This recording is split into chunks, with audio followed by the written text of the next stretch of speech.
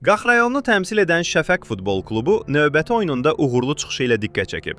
Komanda Naftalan Futbol Klubu ilə keçirilən qarşılaşmada rəqibinə heç bir şans verməyərək oyunu 4-0 hesablı qələbə ilə başa vurub.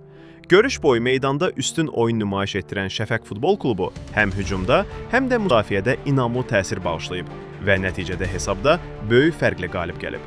Qarşılaşmanı Qax rayon icra hakimiyyətinin başçısı Elvin Paşayev də izləyib. Oyun başa çatdırdan sonra Elvin Paşayev Şəfəq komandasının futbolçuları ilə görüşərək onlarla söhbət edib, qələbə münasibəti ilə təbriklərini çatdırıb və komandaya gələcək oyunlarda uğurlar arzulayıb.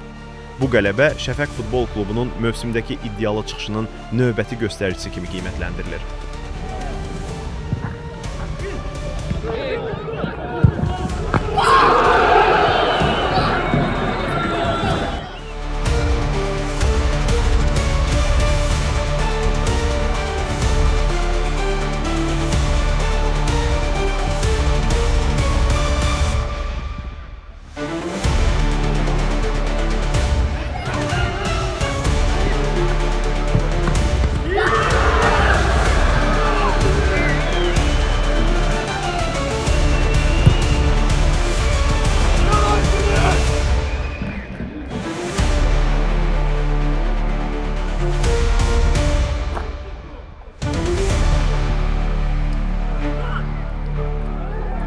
Penal.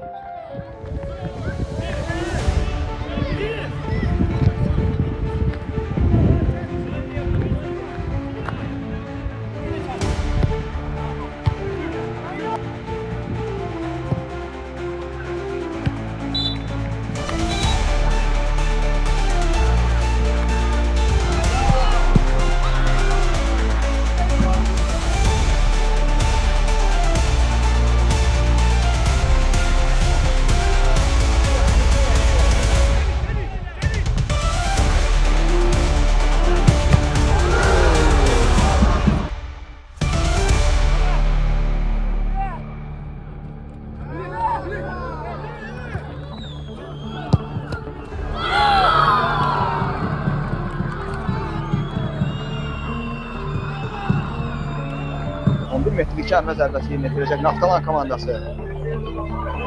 Komandamızdan ixlaslar.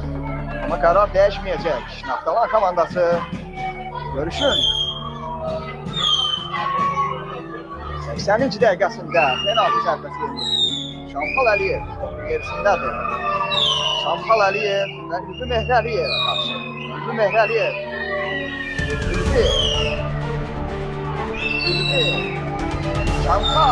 Şamxal, Ülvi, ikinci zərbə, Ülvi, muhteşem.